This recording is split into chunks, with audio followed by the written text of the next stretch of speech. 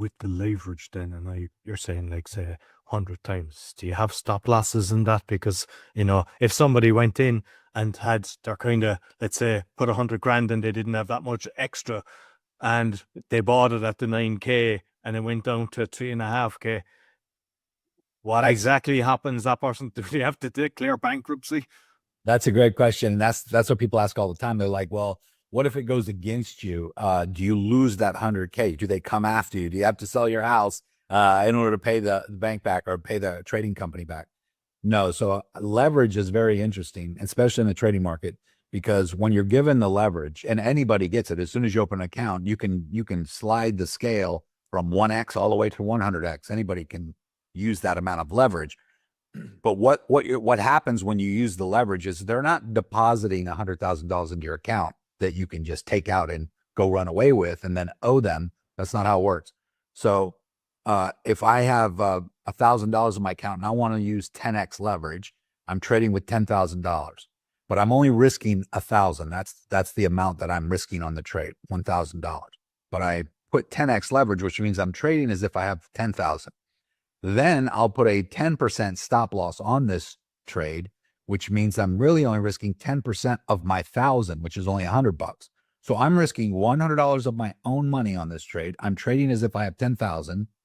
And what that means is that if the market goes the direction I want it to go, so let's say I go long and it goes up 10%, or let's just say it goes up 1%, but I'm at 10x leverage, I'm going to make 10% on a 1% move in the market. So it only goes up 1%. Without that leverage, I have $1,000 on that trade. If it goes up 1%, without that leverage, I'm only making $10 on that trade. But because I'm at 10x leverage, I'm going to make 10% on that trade. So I'm making $100 instead of $10. And so the leverage works in your favor, but when the market goes against you, you have a stop loss in place. So the stop loss is 10% of your entry and 10% of your margin. And if your margin is $1,000, the very most you could lose is 10% of that, which is $100. So you're risking $100, let's say, and the way we do it is we use anywhere from a 4-to-1 risk to reward ratio or higher.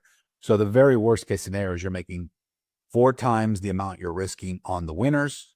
So I risk $100 to make $400, let's just say.